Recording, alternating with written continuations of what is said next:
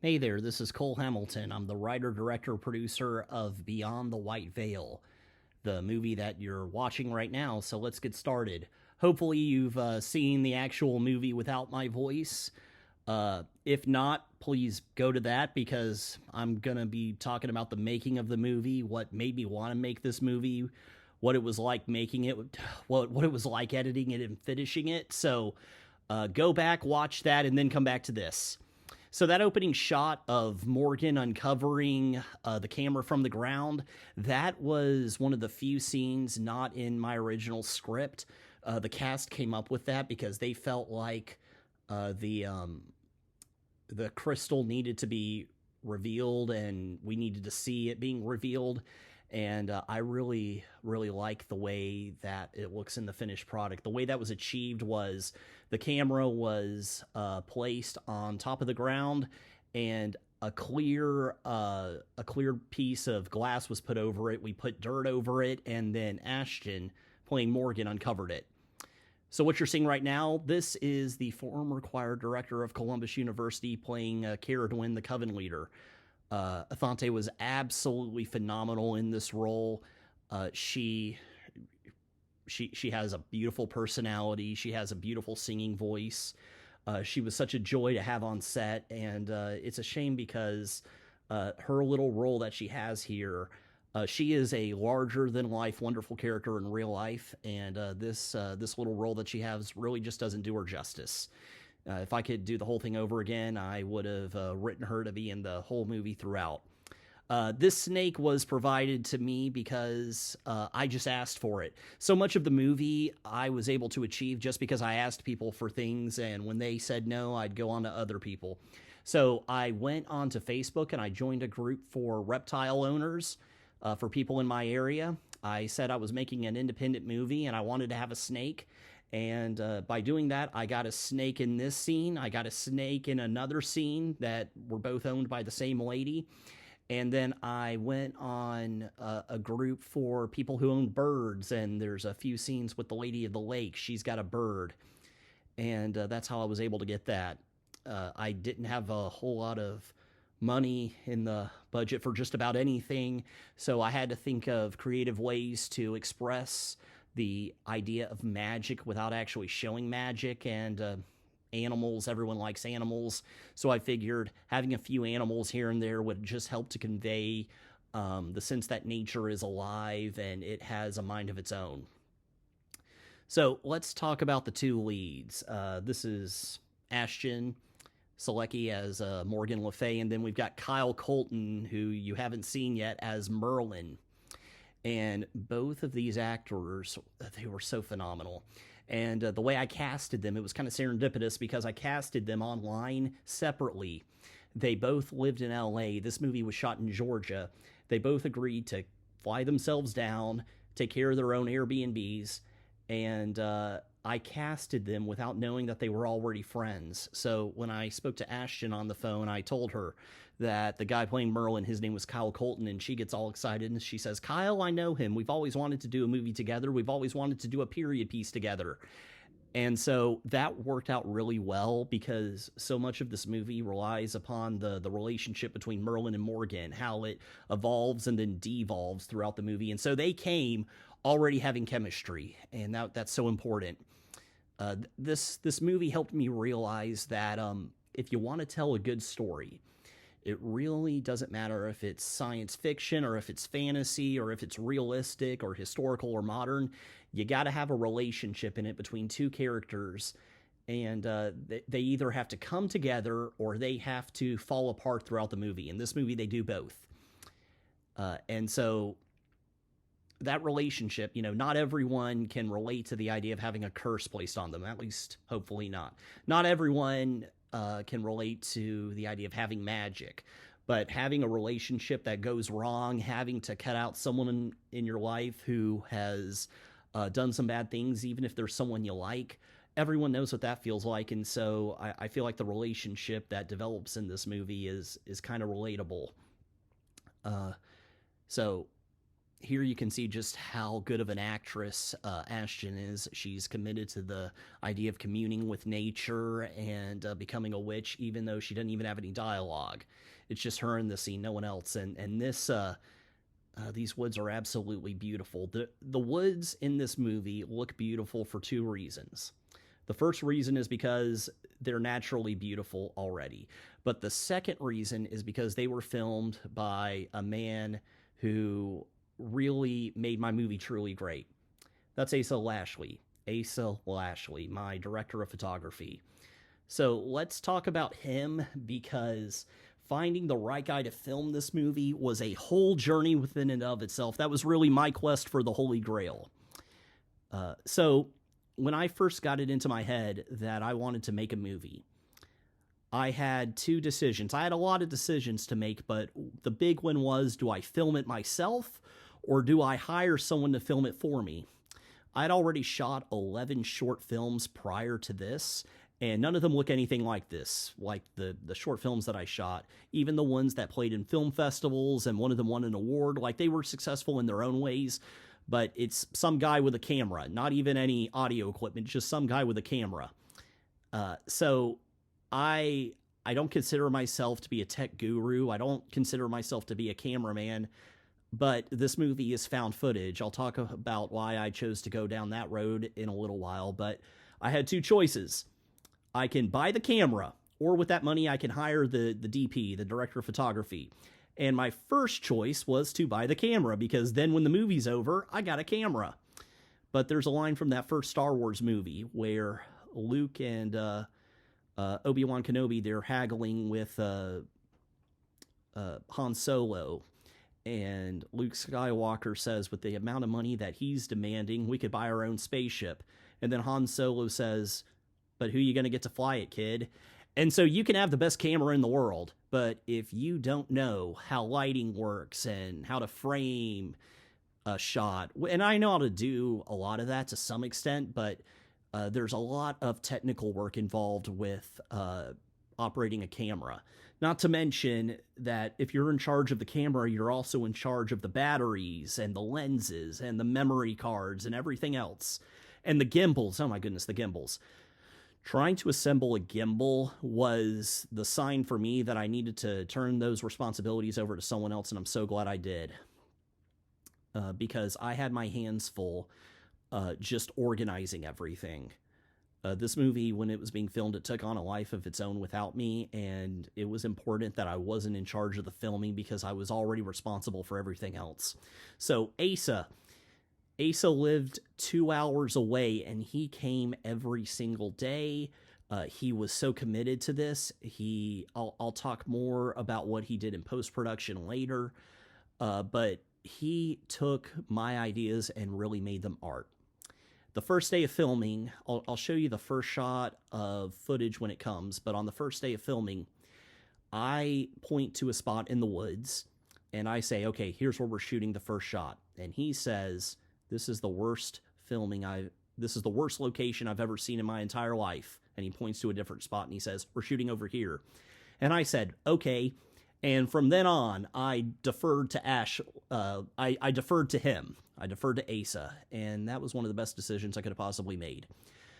I love how so much is conveyed with this. One of the things that Asa did was he told me we couldn't shoot the scene when I wanted to shoot it because it was too bright, the sun was too bright, and it would ruin the symbolism of the scene of Morgan being expelled from her coven.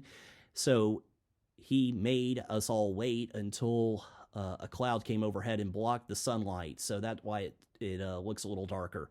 If you're wondering why Caradwyn, the mistress of the coven, wore two different cloaks during her scenes, it's because in the original script, her scenes took course over 2 different days, and then in the editing and in the filming, we decided to condense it into 1 day. It really doesn't matter. I mean, people can wear different clothes throughout the day, but that's why she had 2 different cloaks. You may not have even noticed, but then you can go back. And that was her voice, by the way, singing that song. She wasn't dubbed in later, and she didn't do ADR on that later. That was her own voice. So let's talk about why this movie is found footage. This is the only movie, to my knowledge, that is found footage, and it's set before cameras were invented. So I'm actually kind of a fan of the Blair Witch Project. I like that movie. It hits you on a visceral level if you're a fan of it. Not everyone is. I don't think you have to be fooled by it in order to enjoy it for what it is. I was never convinced that it was real. I knew that it was a hoax, but I still enjoyed the movie. But it was shot on a camera, and it's just three people in the woods shaking a camera around. But it's still successful. They're still making sequels to it. People are still talking about it. It's considered to be the granddaddy of found footage movies, and I know there's been plenty of found footage movies before that. You had The Last Broadcast, you had Cannibal Holocaust, but that was really the first big one that everyone still knows about today. Oh, I'll get back to that in a second. That's a real dead beaver that was in my dad's freezer for a year. This is Mason Gillette as young King Arthur. I casted him a year before shooting. I casted everyone a year before shooting. I put a message on Facebook saying I was looking for a boy to play young King Arthur. Mom sends me his picture. I think he may have even had long hair at the time. And I thought he looks perfect as Arthur. And I just told him to develop an English accent. And I said that in this movie, the relationship between Arthur and Merlin is kind of flipped. Merlin is more flawed and needs a pep talk from Arthur. And so Arthur sort of becomes Merlin's mentor towards the end. And if you look at how Mason moves around, he's very athletic. Look at him holding that bone. And he's about to run up the hill. Yep. He's already running around like he owns the place, and he doesn't even know it yet. So, found footage. Blair Witch Project. It was 6. Oh, and those are real cow bones. I dug those out of a real cow corpse that my dad and I found on some hunting property. And I saw those bones, and I spent the better part of a day picking them out of this mushy, dead cow carcass that had been dead for about a year. And there wasn't anything physical there except for the bones, but it was the flesh and meat of this cow had turned to this mushy, almost liquidy, muddy stuff that I was getting the bones through. It was pretty nasty, but worth it for art. And here we have Kyle's entrance, and it's done on purpose that you don't see his face for a while to build up the mystery. But Blair Witch Project, successful movie. We're still talking about today, shot with 3 people in the woods with a camcorder. And I figured, well, I can do that, but I can make it look cooler. I can have a more complex story, and I can have beautiful costumes, and I can have beautiful woods, and I can even have a curse too. And so, and the beautiful thing about found footage movies is that you can shoot them relatively cheaply, you can shoot them quickly. That's why they're made a lot, partially. But I wanted to do something with this. I just didn't want to make a bunch of cheap gimmicks and call it a movie. I wanted to tell an actual story. I wanted to prove that found footage movies can tell deep, beautiful stories in them. And so there's a little bit of horror in this, but not really. The original script had a lot more horror in this. The main villain of this movie is Yog-Sothoth, who was created by the horror writer H.P. Lovecraft. When I came up with the idea of the story, my idea was to combine the Arthurian legend with the writings of H.P. Lovecraft. I'm a huge Lovecraft fan, and for those of you unfamiliar with Lovecraft, you either get into his stuff or you don't. Lovecraft, he was kind of a failure of a writer in his own lifetime. He never reached the mainstream success that he has now, but he's the creator of Cthulhu, and I'll talk about these pieces of art in a second. But H.P. Lovecraft wrote about the gods and the monsters that exist in the universe that are beyond human comprehension. And in most of his short stories that take place within the Cthulhu mythos, there's some scientist or some professor who discovers the existence of Yog-Sothoth or Cthulhu or some horrible eldritch abomination, and it drives them crazy, or it drives them to suicide because they see just how big and scary the universe is, and how indifferent to humanity the universe is, and how small humanity is, and just that revelation leads humans into madness. And so there haven't really been at this time any good adaptations of Lovecraft's work, at least none that everyone know about. The Historical Lovecraft Society, they've produced some stuff that's interesting, but nothing that you would call a good solid movie adaptation of Lovecraft's work. But in my original script, it was a lot darker. Merlin ended up fighting people who were literally possessed by Yog-Sothoth and then Azathoth, and Cthulhu was mentioned at one point. And then as I rewrote the script, the Lovecraft references were diminished, and the fantasy bits got stronger, and then I put more of God in the movie. Because I am a Christian, and at the time that I made this movie, I didn't like the idea of creating a movie that took place in a fantasy world, a supernatural world, without paying homage and giving respect to the belief system that I actually do believe in. So I'll talk about the spiritual undertones of the movie in a second. You know what? I'll talk about them now. So here's the deal. In the Bible, especially in the Old Testament, God is not nice all the time. God has a very mean, dark side to him. And in the book of Isaiah, God explicitly states, I bring light and darkness. I create good and evil. I, the Lord, do all of these things.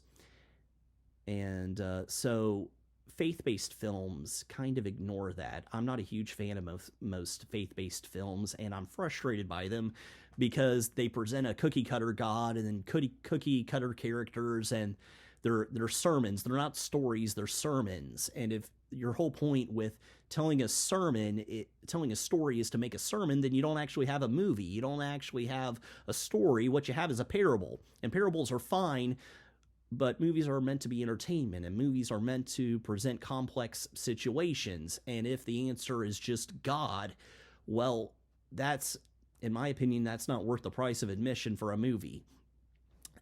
So I based Merlin's character partially off of Gandalf from Lord of the Rings, which is perfectly fine because Tolkien based Gandalf off of Merlin. So Gandalf borrowed from Merlin, and now Merlin's borrowing from Gandalf. But in Tolkien's works, Gandalf is an angel, and he's created by God at the dawn of time. And God sings the universe into existence. He's called Eru Iluvatar, and he sings angels like Gandalf into existence to participate with him in the song of creation. And the reason why Morgoth or Melkor or Lucifer falls is because Morgoth wants to create music independent of God, but it doesn't work. You can't create beauty independent of God. You'll only create chaos. But then Eru Iluvatar proclaims, just to prove that he has infinite glory, he's going to use all the chaotic music for his glory in all due time. So Gandalf in Lord of the Rings, he's an angel in the form of an old man. So I took that one step forward.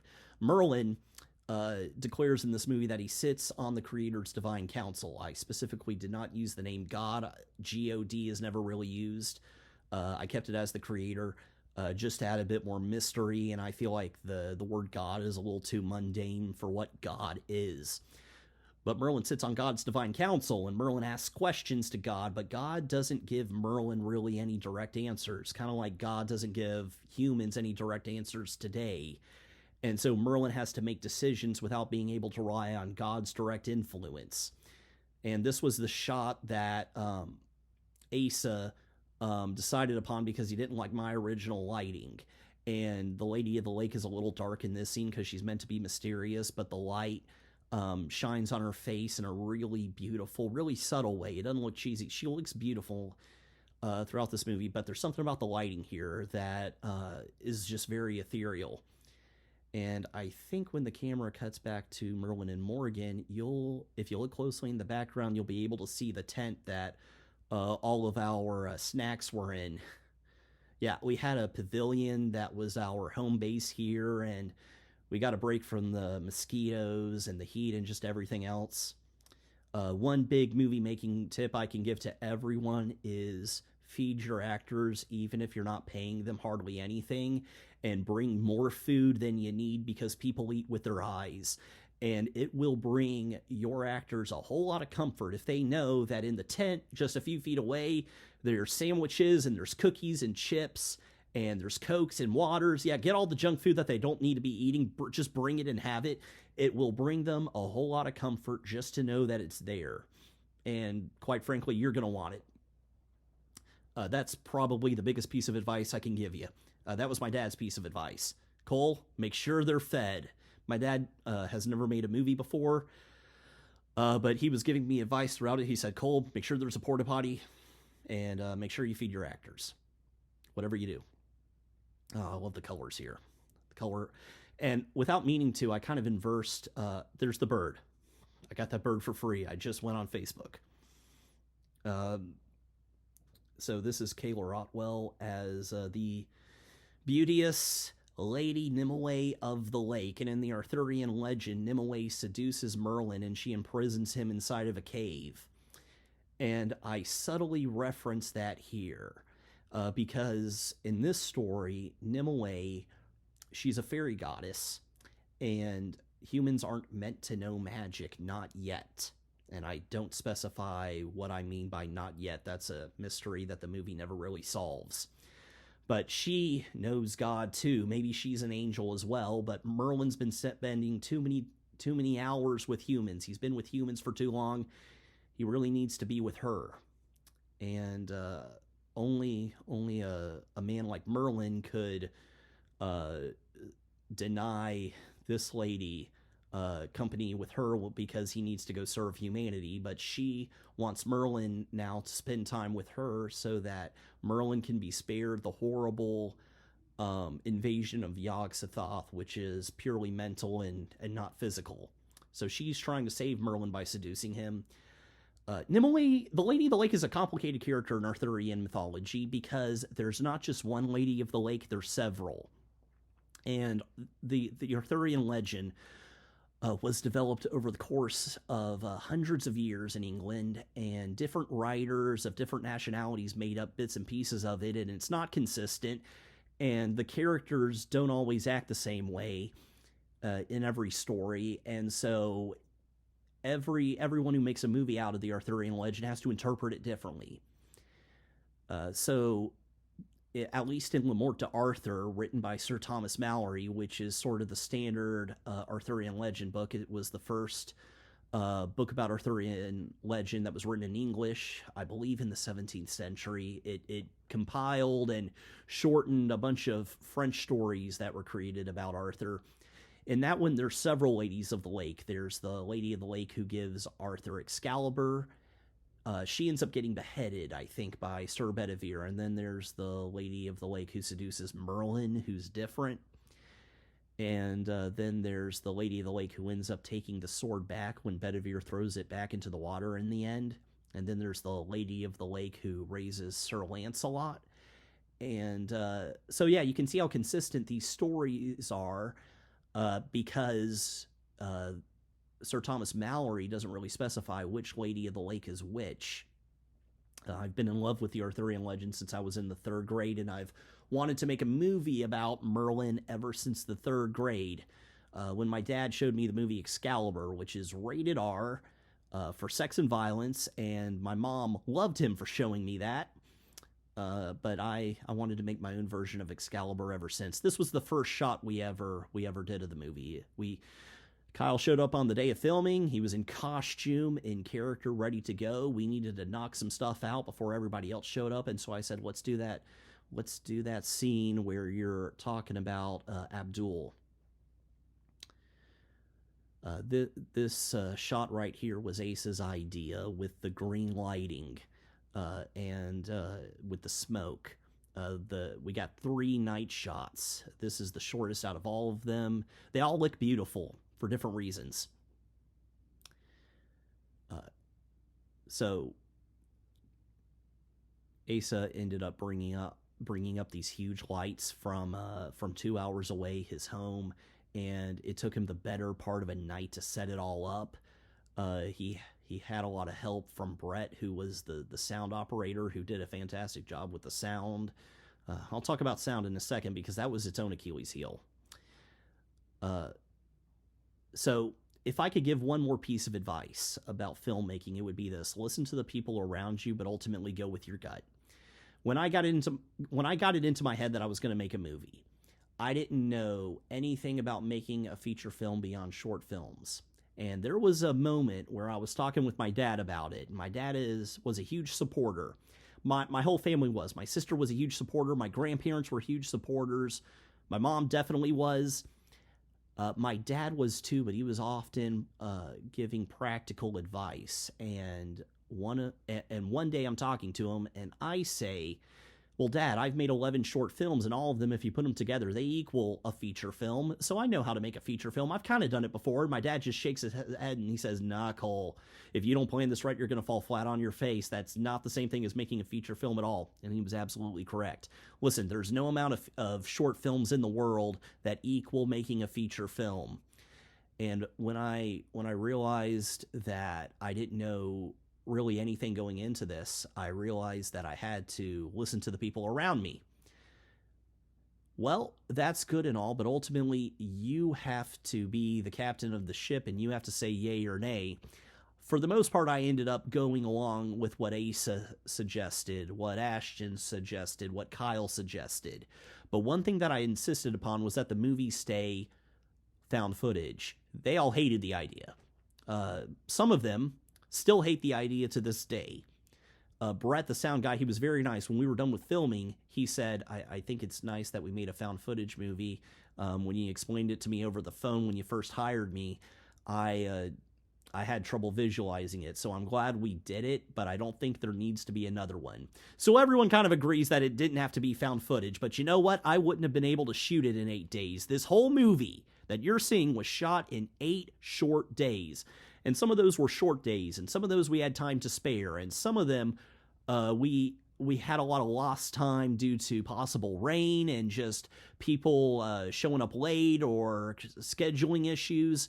So this movie got shot on time when it needed to with just a little bit of time to spare. If this movie was shot traditionally, if there was no magical flying crystal in this movie, we would have had to do multiple camera angles, and it wouldn't have looked the same, okay? Every shot in this movie is unique and interesting, even if it doesn't exactly go the way a traditional movie does, even if that means that I don't get a traditional movie score, there's really no music here, that's fine. Going with the found footage angle, it saved me so much time and money, and it was my time and my money, especially my money. I'll let you guess at how much money was spent. But I'll say this: everyone who says it should have been traditionally shot, to that I say, okay, well, you know what? When you're the one footing the bill, you can make those decisions, and you know you'll be the one footing your bill because you'll be looking at your bank statements each month, and you can decide if it's worth it. So that's the thing about being in charge. And here we have Miss Hansen, Elise Hansen, otherwise known as the Maven of the Eventide. And you can see that snake right there, and that spear I got from Home Depot. I don't even know if they sell those spears anymore. That is a boar's head spear. Those are used to hunt wild boars. I ordered it online. I went to Walmart. The lady behind the counter says, I didn't even know we sold these. I said, neither do I, but it's supposed to be the spear that pierced Jesus Christ on the cross. We don't come out and say it. Kyle was brilliant. He improvised the line. It was used to draw the blood of the righteous, and of course the righteous being Jesus. But then when I got the spear, I got it a year in advance before we shot anything, so I dirtied it up, I set fire to it, I put gasoline on it, I set fire to that, I dirtied it up with different kinds of spray paint just to make it look as old as possible, and I think it looks pretty good. I ended up accidentally breaking the pole in the middle of shooting, and so if you look carefully in some shots, you'll see where Ashton has duct taped it and put brown spray paint over it. I'll show you that. She just came one day with brown paint because she felt like she needed it. Yeah, let's talk about Elise. So she used to work for Channel Awesome, which was a website filled with internet reviewers. She at the time of me saying this, she has a YouTube show where she talks about vampire content. She reviews vampire-related books and movies, and she's got a cult following, which is why I wanted her in this. I'd follow her for years and years. And she has a small role, but an important role, and it was so thrilling to see her. She's someone who I'd watched for like the better part of a decade, and then she shows up at my property one day ready to shoot this movie, and I didn't get to spend as much time with her as I would have liked. I would have liked to have asked her some more questions, but that was one of the cool things about this movie. You know, most people who would want to meet Elise Hansen, they would have to do it at a convention. Me, I got her in my movie, and I got to ride her around on a four-wheeler for a little bit to get to this section of the woods. This was a treat to have her. And we have nothing but the finest of special effects in this movie. She just ran off camera. And then this little shrug that Ashton gives, that was improvised by her. The movie Excalibur makes Morgan Le Fay seductive because she's played by Helen Mirren. Ashton is, of course, very beautiful, but she does something even more impressive than making Morgan Le Fay seductive. Ashton makes Morgan Le Fay adorable, which is important because you really need to feel sorry for her in the end when you see what happens with her. Even when she goes to the dark side, you still need to feel for her. So, Kyle... Here's something cool about Kyle. Kyle grew out his beard and his hair and even his fingernails in advance for this movie. And I heard from his manager, Emmanuel, that he went to a wedding like this, and he had to explain, I'm doing it for a movie. So, Kyle, incredibly dedicated actor. I cannot say enough good things about him. And if you look very closely at their outfits, I inverse them. She's got red on the outside, red being the color of fire, of warfare, of love, of passion, of sex, and then he's got the fire over blue. So Merlin, in the Arthurian legends, Merlin has an aversion to women. Merlin is a virgin up until the point where he starts falling for Nimue, and that makes him susceptible to her charms. And in the earliest stories about Merlin, written by Geoffrey of Monmouth, Merlin isn't just shunning women, he's shunning all of society. There's stories about Mirrodin, that was Merlin's original name. Mirrodin being a madman living in the woods, and his sister comes and she tries to bring him into society. And then Merlin goes with her to her castle, and then he'll go mad and he'll kill someone like her husband, and then he'll run back into the woods. This man playing Abdul Alhazred, Manny Williams. Manny Williams was dynamite, and if I knew how great he was going to be, I would have written his part to be a whole lot bigger. I mean, just look at those tattoos. I mean, he looks exotic to this world.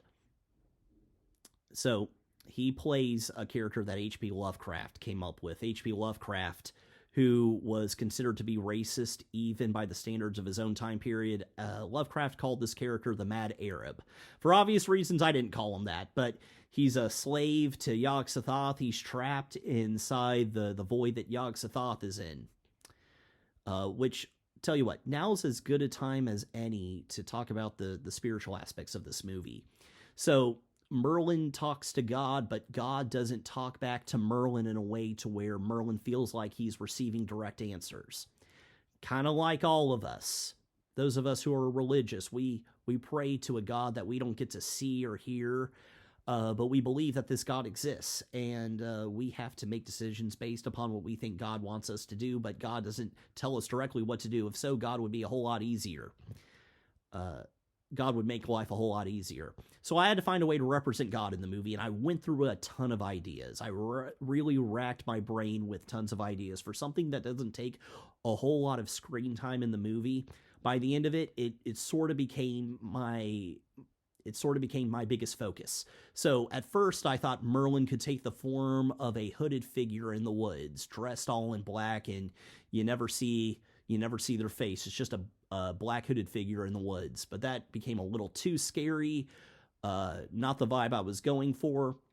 And eventually I came to the idea that what if I use illustrations to illustrate the presence of God? In Judaism, there's this concept called the Shekinah. And the word Shekinah means to dwell. God Shekinah among his people. God dwelled among his people. In Hebrew, the word Shekinah is feminine. And because of that, in Jewish mysticism, the idea developed that the Shekinah was the female aspect of God. And so God having a female aspect, that's something that intrigued me. Actually, Ruach HaKodesh, Holy Spirit, that's female as well. So if you're taking that super literally, the Holy Spirit is another female aspect of God, if you want to give genders to God. And so I had to think of a way to depict the Shekinah. And I wanted to reference Judaism in the movie because Jesus, or Yeshua, was a Torah-observant Jewish rabbi. A lot of Christians don't realize that. Jesus is Jewish. In the Gospels, Jesus, Yeshua, says, "Now do not suppose that I have come to abolish the Torah and the prophets. I have not come to abolish, but to complete. Should any man therefore set aside even the least of what the law demands, and teach others to do so, he will have the lowest place in the kingdom of heaven. But he who keeps the law and teach others to do so will have the highest place in the kingdom of heaven." So Jesus taught the Torah. And so I wanted to reference Judaism, and Kyle is Jewish. He comes from a Jewish background, and so I use that towards the end of the movie when he says a Jewish prayer, but I loved being able to reference the Shekinah. I reference a lot of different religions and mythologies in this movie. But how do you depict something that's invisible, that's unseen, that's completely unknowable? And in the Bible, God commands people not to make false idols. God doesn't want any graven images of himself. But I had to show something for the sake of the movie, and so I'm like, okay, what symbol references God and is also feminine? Well, doves. And so I hired this wonderful animator. She goes by the name of Tang. I never found out her real name, but she created all the God artwork of the dove. And she made the dove feminine and gave the dove breasts to accentuate that femininity. And she drew roses, red and white roses, because in the Middle Ages, red and white roses with thorns symbolized the Virgin Mary, and then the crown of thorns that was put on Jesus. And once again, with Kaylor Otwell, you can see that bird that she had, and Kaylor was an absolute trooper. She had to shoot her scenes in the hot sun. She was on her way to a wedding, so she flew down from Nashville, because that's where she is. She's a country singer in Nashville. She did her scenes here one big day of filming, then went to her wedding, which I believe was in New York. So, and then she did her song on set. So Kaylor had a pretty busy schedule, but you wouldn't know that working with her because she was so calm and so professional. Really enjoyed working with her. And this scene right here, this scene goes on for, this is the longest shot in the movie by far. It's all done in one take. And that's the only way this thing could have been shot, because it's all found footage. I originally had it in the script where sometimes Merlin holds the crystal / camera, and sometimes Morgan holds it. And before filming, I had it strategically planned out, really methodically, who would hold it and when. And then we threw most of that out just on the first day of filming when we all decided the camera needs to fly. And in fact, Kyle had already been trying to tell me, what if the camera flies? But it wasn't until we were on set and Asa and Ashton insist, what if the camera flies? And I'm like, okay, fine, the camera flies. And so I had spent months and months racking my brain, going through the script, deciding Merlin needs to hold it, Morgan needs to hold it, thinking, well, gee, I need to make sure they get equal screen time. I need to make sure that sometimes the camera can be positioned someplace where they can both be in the same shot, because the relationship is so important. But with the camera flying, you get the best of all worlds. It almost becomes a traditionally shot movie at points. But back to this scene. This scene, you get all the background information of Merlin, of him sitting on God's divine council, and there's no story about Merlin where he's an angel. That's something I made up. I ripped that off from Tolkien's universe. But Merlin is a lot more flawed than Gandalf. Merlin almost comes across in this movie like Samson. He's pure up until he's seduced. Except he's a lot more he's a lot more monk-like than Samson ever was. Samson was a playboy in the Bible even long before he met Delilah. And we can see that bird changing colors because the dove changes from white to red to blue based upon its attitude. And when it goes on fire towards the end, that's to show the wrath of God coming out. But Quentin Tarantino talks about something kind of interesting. When you've got a very small cast, a really small crew, and especially if you're in a dark, secluded place and they're acting, it's almost like they're acting just for you.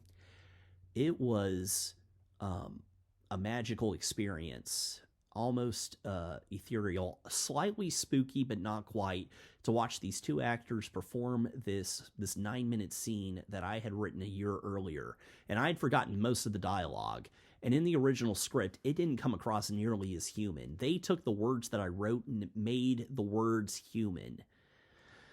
And so to watch this scene come to life, and it goes on and on and on, and they don't get a break. It doesn't go on for 2 minutes or 5. It's like 9 minutes. And they just go on. And it gets deep because she finds Merlin's vulnerability. Merlin is monk-like. He doesn't partake in the pleasures of the flesh. He serves humanity, and he lives in the woods, and he thinks his deep thoughts all by himself, and she pokes at that and asks him questions and gets him flustered, which then makes him vulnerable, which then allows her to get with him. It was their idea, by the way, to have the scene end with such a way where she goes down on him. I hadn't quite figured out how I wanted to show yet that they were about to have sex. It was Ashton who said, "All right, Cole, look at this." And then she did her last line and then slowly goes down. And that, not exactly the most tasteful thing in the world, but it conveyed the idea. And I do like it that you don't see any sex in the movie. I think that would have ruined it. It would have ruined the charm. The way she goes down, it gets the thought across, you know what's going on, but then we cut to next morning. But Kyle says a few things in this scene that I really believe in. She talks ill of Christianity, and Merlin says, "You can hate structure, but it exists for a reason." But then she comes back with him saying, "My coven gave me plenty of structure." So I've had plenty of conversations with atheists and non-Christians in my day, and I've never really won an argument against any of them. And so Kyle even said when he was filming the scene, "I feel like I'm Cole right now." And he was kind of right, because yeah, I've had so many of these intellectual conversations about God, and why is God silent, and why does God allow evil, and why should we believe in a God who's silent? And so this is what makes this movie different from like a faith-based movie. In most faith-based movies, the Christian has all the answers, and the answer is God. Well, here the answer is God, but it leads to a lot more questions, and there's a lot more uncertainty, which is actually very Jewish. The word Israel in Hebrew means wrestles with God. You're supposed to wrestle with God. God wants his people to wrestle with him. And if you're not wrestling with God, maybe you should. So Merlin's getting flustered. This is a callback to the older stories about Merlin that were written by Jeffrey Monmouth. In the Excalibur script, there are some deleted conversations that are between Merlin and Morgan that never made it into the finished product of the movie, where Morgan calls Merlin a gelding. No, excuse me. No, Merlin calls himself a gelding, and when he makes love to Morgan, he says, "I will be a gelding no longer." And there's an earlier scene where a bunch of knights are on horseback and Merlin's on a mule. Well, why is Merlin on a mule? Because Merlin's mules don't procreate. None of that got into the finished product of the movie. So those scenes aren't in Excalibur, but you can read the script online today. You can read the shooting script and you can see what was left out. A lot of stuff was left out, a lot of cool stuff. So I read that and I thought, those are interesting ideas. I'm going to take those ideas and use them in my movie and not cut them out. Ashton is reciting the Salutation of the Dawn here. I told you that I reference a lot of mythologies. This is Hinduism. This is a beautiful speech. And The meaning is the meaning I think is a lot more simple than the poem actually is. The poem is very much an eloquent way of saying, look at the new day, look at the new dawn, and be glad for all of the possibilities that lie within it. And it makes sense that she would say this because Morgan thinks that her curse is about to be lifted. She thinks she's with a man who loves her, who she gets to be with forever. She's at the height of her powers, and which all of that's going to be crashing down soon. Merlin is not at the height of his powers. Merlin has just had sex with a woman, and so he's become a lot more physical. Well, in the Bible, and in the book of Enoch, which is an extra biblical book, there are these fallen angels called the Watchers. And the reason why they fell from heaven is because they lusted upon human women, and so they took human forms. They left their heavenly bodies. They took human bodies, and they mated with them. And these women gave birth to the Nephilim, the giants of old renown. God punished these angels by having the Nephilim swallowed up in the flood, Noah's flood, and then he didn't allow the angels to come back into heaven anymore. And the angels begged the prophet Enoch to write a petition for them. Enoch read it beside a river. Then Enoch fell asleep, and he had a vision where he's in God's throne room, and God said, "They betrayed me, they have no peace." And then Enoch wakes up from his vision, and he tells the fallen angels what God said, and they weep with their hands on their faces. Reading that was the only time I've ever felt sorry for fallen angels. But Merlin is fallen to a much lesser degree here. He's become human. He doesn't get imprisoned in a cave in this movie, but he does lose his ethereal power right at the moment where he kind of needs it the most, because Yog-Sothoth is coming in. And because this is a very low budget production, I can't show the sky falling. I can't have earthquakes. I can't have lightning strikes. I can't have a really big magic battle. And so anytime a character is really attacking another one, it has to be mental. The War of Words, when the characters are trying to outdo each other, that's from the Sandman comic. That's also how African shamans fight each other.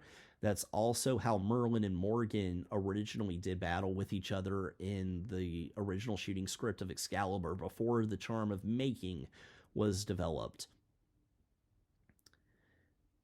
So I had to figure out, how can I create a problem in this movie when I'm writing the script? What problem can I create that can be developed and solved in the woods mostly by talking? And very quickly I came up with the idea of a 3-day curse. There's plenty of movies with a 3-day curse in them. The one that comes to my mind is Drag Me to Hell. But if you make the curse internal, if you say an evil spirit's going to come for you, and then the person's slowly infected by this, then the curse is internal. Then that means that Morgan is already on the path to her own death even before the movie's really gotten started. It makes Morgan both the good guy and the bad guy at the same time. Rosemary's Baby does something very similar. The Antichrist is growing within Rosemary, and so the great evil, the great terror of the movie is within Rosemary, and it's a part of Rosemary. So if you can make up a story where the big scary thing is very much a part of the main character, you're doing good. And here we have the sword Excalibur. I went with a Viking sword as opposed to an English sword, because when I was online and I was looking at all the possible swords I could use for Excalibur, and I spent countless hours doing this because swords are awesome. But all of the English broadswords, they looked like movie props. They looked like something you would hang on your wall. They didn't look like anything you would actually take into battle. Viking swords have thicker blades, and so that thing looks like something you would take into battle. It's still a movie prop. It still wouldn't work in battle, but it looks right for the movie, and I got it custom engraved. So on one side it says Excalibur of Avalon, but it's written in medieval French. The French are really the ones who developed the Arthurian legend. It wasn't the English. Sir Thomas Malory, when he wrote Le Morte d'Arthur, he did not make up any of it. the director of Excalibur, John Borman, called Sir Thomas Malory a hack writer. In some ways, he was right, because all Sir Thomas Malory did was take the French writings and then just translate them to English and shorten them. And that's why in Le Morte d'Arthur it often says, "as the French book saith," and then it talks about whatever. I really like the way Excalibur turned out here. I like the way a lot of these props turned out. Even the Lady of the Lakes jewelry, a lot of that is like cheap $1, $2 jewelry pieces gotten from Etsy or from wherever, but it looks good here. That's partially due to the color grade. That brings me back to Asa. Brings me back to Asa, because I originally didn't want this movie to be shot in RAW. I wanted it to be shot in ProRes, and I figured these woods are naturally beautiful on their own. You don't need to do all this stuff in post-production to make this movie look beautiful. To some extent, that's true, but I didn't know this at the time. RAW helps out with lighting, and so if you're doing a low-budget movie, which is certainly what this is, you need all of the help you can get. So shooting in RAW gives you a lot more freedom in post. Asa shows up on the first day of filming, and he says, "We're shooting in RAW." I didn't have a leg to stand on to tell him no, and he says, "I'm going to help you edit it." So Asa did the color grade for this movie as well. Asa did a lot of things. He did a lot of the editing, a lot of the color grade. He is a technical genius in a lot of ways. And Asa and I developed a really good friendship. I developed a good friendship with a lot of these people. It's a shame, though, that they live either in Nashville or they live in L.A., and I live in Georgia, so we talk when we can, but that's just one of the unfortunate things about making a movie. These people come from all over, and you get to meet all these interesting people from these different walks of life, and it's wonderful, and for 8 days you become a little family, but then the movie's over, the family goes away, the family has to go back to where they are, and you got to go back to your regular life. I'll talk about what it was like trying to get a DP, because getting a director of photography was no easy feat. Getting Merlin and Morgan, I auditioned over hundreds of people online, but as soon as I saw Kyle read the same scene twice. He read it as Nutty Professor Merlin, and then he read it as Down to Earth Merlin, but immediately when his face came on the screen, I said, "That's my Merlin."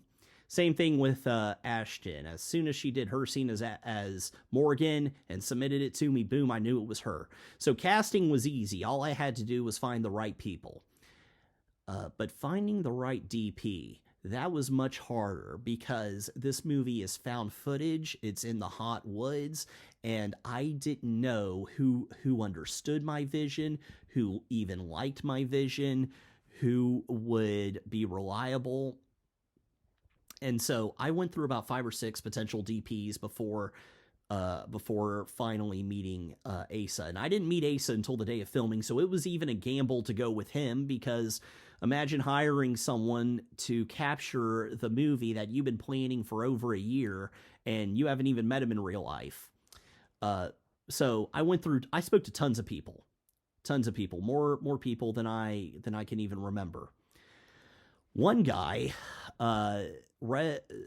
read my initial posting a summary of the movie online, and then he said, "I've got a partner with all this big film equipment, and we have an offer. If you agree to shoot the movie traditional style without the found footage thing, we will bring our equipment down, and you can use our big fancy filming equipment for no additional cost." I don't even remember what all this equipment was by this point, but I thought about it, and by this point, Kyle and Ashton had the final copies of the script for about 6 months, and so if I was going to change things on them, I needed to let them know as soon as possible, and then I couldn't dare switch it back up again. So I called this guy, and I don't even remember what his name was, and I said, "Well, let me ask you something. The script is 8 pages long. Do you really think you can shoot this movie traditional style in 8 days? Because 8 days, I had already done the math. 8 days is all I had the budget to film for.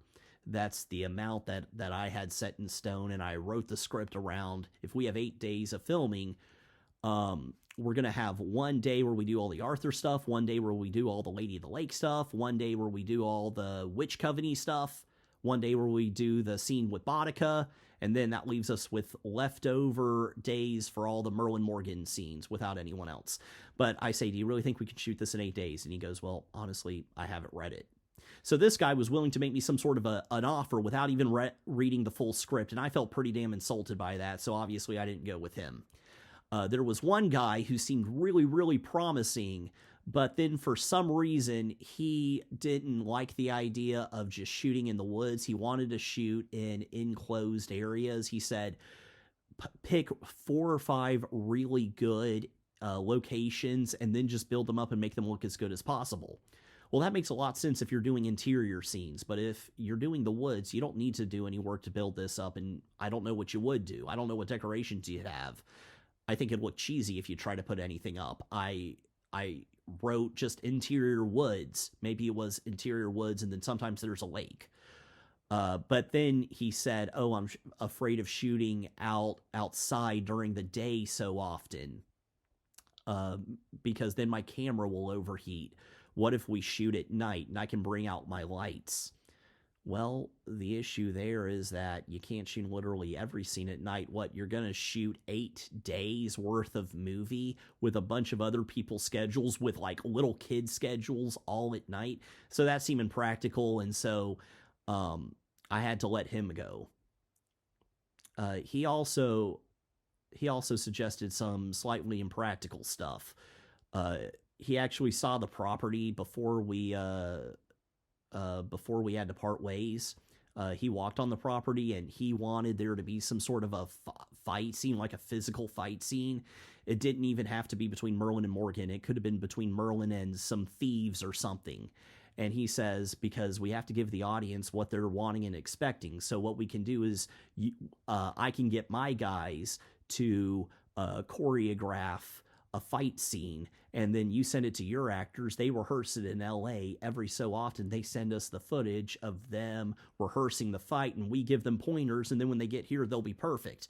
Well, that's impractical for so many reasons, one of which is because all these actors have their own lives outside of just this movie, and I'm not paying them hardly anything. I can't strain them that much. Number 2, if the fight scene isn't going to directly connect with the main plot of the movie, I can't waste too much time on it. And number 3, I can just see myself talking to some paramedic or some lawyer, and they say, so let me get this straight. You had some sort of a fight scene with swords, and you didn't even have a first aid kit on standby. So people will suggest all kinds of crazy things because it's not their money. If it was their money, they would be speaking a different tune. Let's talk about these trolls. I originally envisioned this going much different. I had a lady who was going to do prosthetics and fake blood, and because I wasn't paying her hardly anything, she flaked out the night before. She made up some story about her great aunt being sick, and then acted like she didn't know me. So here I am stuck, and these trolls are in the script. We got to do the troll scene, but how are we going to do it without any troll makeup or troll prosthetics?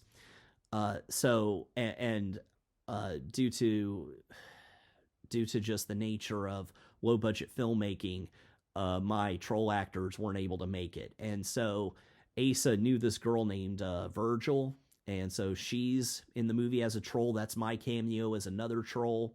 And Asa, once again, Asa to the rescue, knew this guy who did CGI work. And so one of the few bits of CGI in the movie is we look kind of pasty white, like Gollum-like, and we have distorted faces. And in the first scene with Virgil, there's some mist going over her just to hide the fact that it's CGI. I think it comes out really good. And I get to be killed by Merlin.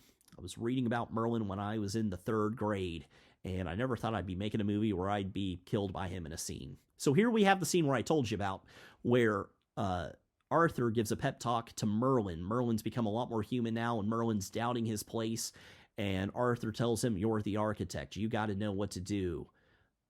And so Merlin is now going to go try to save Morgan. And if I had a budget of 10 million, I could have given you a really awesome action sequence where Merlin fights his way through a whole army of trolls and monsters and dragons and orcs and everything. And he could have had a cool dynamic fight scene with Morgan, but this being what it is, it's just a lot more internal. So I think that everyone would like to be granted 3 wishes. But with the world of low budget filmmaking, you don't get 3 wishes. You're lucky if you get 1. So you got to use your 1 wish very wisely. I'm speaking metaphorically. You gotta know what to use your resources on. I had one potential director or photographer who agreed to shoot this movie for free. His condition was found footage. The found footage angle had to go. And the thing is that as I was talking to this guy, he said, man, I care so much about lighting and this and that. I'm arrogant about it. Well, I don't do well with arrogance because I got to make sure that things are going a certain way. And if I have an arrogant guy in charge of my movie, who's in charge of filming my movie, and my movie's at his mercy, that's not a good thing.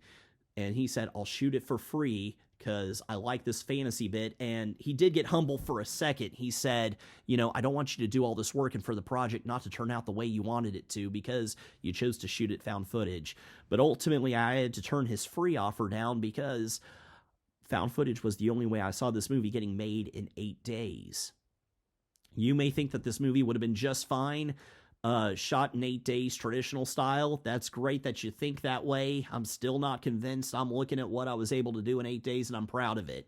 I went into this movie knowing that it wasn't going to win me any Academy Awards. I knew that it probably wasn't going to make any money. I was hoping it would get into some film festivals, and it did, and I'm very proud of the film festivals it got into. Has it made me famous or successful? No. Well, you know what? I take it back. I am successful. I have done the one thing that every aspiring filmmaker says they're going to do at some point, and from what I understand, less than 1% of them do it. I made a feature film. I made a feature film, and I learned so much from it, and it looks so beautiful. It's not perfect, but it looks so beautiful, and I can't tell you what it was like to watch these 2 actors in the middle of the night, one holding a spear, one holding a sword, Merlin disrobed, talking to the woman he loves, knowing he's gonna have to kill her, not wanting to, Morgan fighting with herself. It was their idea to be circling around the camera like that, since this all had to be done in one take. This was like a play, and seeing this one take happen before my eyes, this was magical. Eerie, spooky, just watching all this go down. And I was partially inspired by an old story called the Nibelungenlied, where it's a German story but made into 4 operas by the great opera composer Richard Wagner. But in that story, the main hero, he is betrayed and speared in the back. And so that's where this whole image of this spear being swung around came into my head. But here we see the god Shekinah dove. If you look closely, that was red flames. And in the original script, Morgan dies without any hope of redemption. She denies that she's seen God. She says she's seen nothing, and Merlin just kills her. Here, it's been changed. As we were planning on shooting this, I say, and this is 2 a.m, by the way. This is way past the witching hour. Lights are being set up. Brett is helping Asa with the lights. And I'm talking with Kyle and Ashton, and I say, I want Morgan to find salvation in this scene.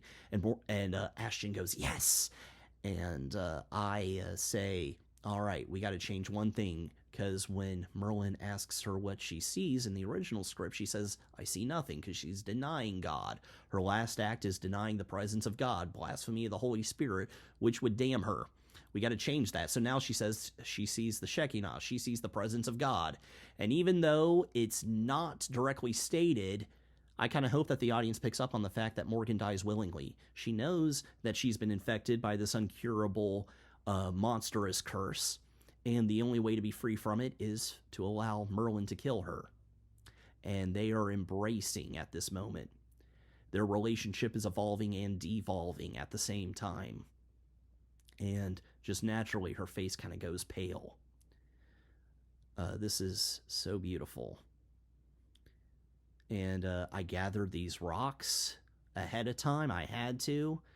I had a big pile of them. The pile of rocks I originally had was much bigger than this. And if you look closely, I think you can see the lightning bugs that were out. There was thunder and lightning too, but that got taken out because we put things over this.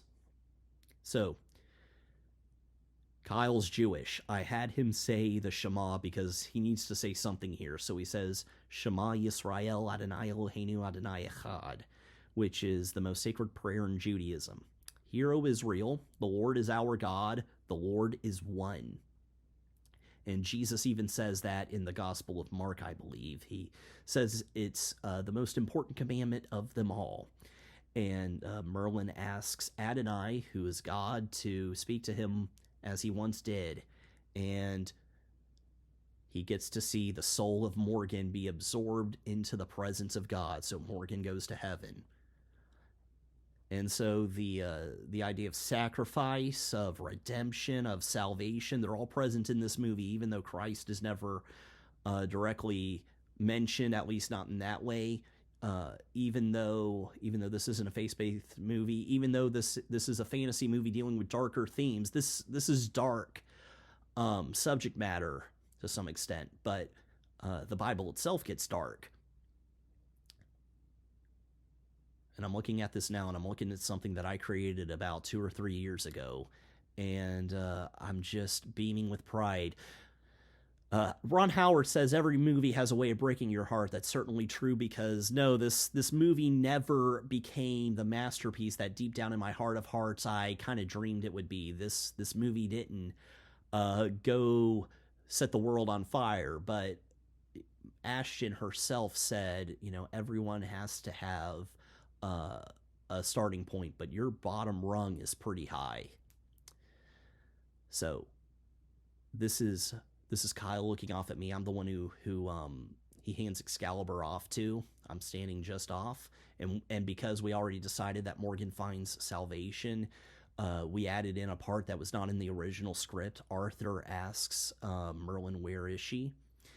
And Merlin says she's in the presence of the divine creator. One way I'll see her again.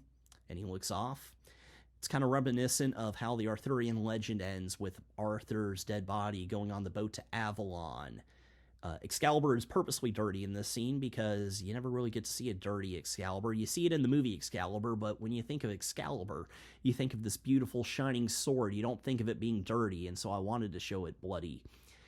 And he looks off towards Avalon, where his love Nimue is, and maybe he gets to reunite with her, maybe he doesn't. What does Merlin learn from his time being more human? Does he regain his ethereal nature? Does he stay in this fallen human state?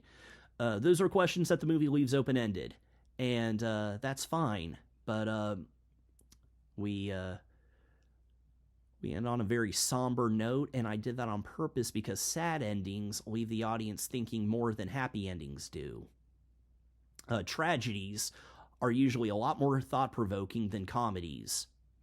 And that's just the way it is. And so I wanted a tragic love story here because I wanted the audience thinking about it in the end.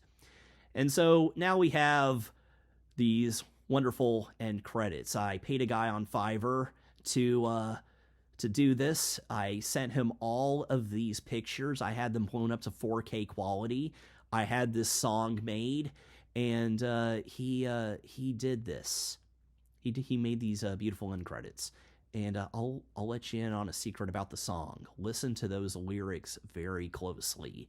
I am that I am, that I am, that I am. It's an Argentinian singer. She's from Argentina. I found her on Fiverr as well. Yeah, Fiverr did a lot of stuff for this movie. Fiverr, I went to every time I needed something for the movie. But The singer's from Argentina, and I sent her the lyrics, and she created the song. You'll see her name soon enough, but I am that I am, that I am that I am. Do you hear me, Morgan? Do you see me, Merlin? Will you follow me if I call you? The singer is God. That's the Shekinah calling out to Merlin and Morgan. So the singer in these end credits, that's God, and asking, do you want to follow me if I call you? I am that I am, which is God's name in the Bible. I am that I am. So I told you that this movie started off as a horror film. I'll tell you really how this movie began. I told you I made 11 short films prior to making this. I was in my car one day with Dad, and I tell my dad I want to make a full-length movie. And he goes, really? When are you going to do it? Next week? And I'm like, nah, in about a year and a half. And he goes, oh, wow, you are serious. And he kind of stops for a minute. And I say, yeah, I want to do it about Faust. Faust is a character from German folklore. He sells his soul to the devil. And maybe I'll make a movie about Faust one day. Maybe I won't. But my dad says, nah, Cole, you can't do Faust. Do Merlin. Merlin is a freaking celebrity compared to Faust. Nobody knows who Faust is, Cole. You got to do Merlin. Because my dad knew how much I love the Merlin legend. And I'm like, okay, fine, I'll do a movie about Merlin. And he says, all right, Cole, just make sure that you feed your actors and make sure you got a porta potty and make sure that you'll listen to people. He says, Cole, if you try to do everything on your own, you're going to fall flat on your face. The best people in business are the ones who listen to the people around them. And that was certainly true. But if you're going to be the captain of a ship, if you're going to make a feature-length movie, biggest piece of advice, besides make sure that they're well-fed and that their immediate needs are taken care of, have the humility to listen to other people. Have the pride to know who you are. I said yes to just about everything that Asa wanted. I said no to the one or two things that really mattered. Like, yes, the movie has to be found footage. So by saying yes to the things that people wanted, but no to the things that mattered, I was able to get this thing made. So if you're going to do something like this, by all means listen to people, but stay true to who you are. And that's the thing about staying true to who you are. Only you can decide who you are. This filmmaking world is filled with different kinds of personalities, and people are going to try to tell you what your movie should be like or what path you should go down to become successful. I don't think there's any one way to make a feature film. I don't think there's any one way to create any work of art. What matters is that it's true and it's personal to you and it's reflective of what you want it to be. Thank you.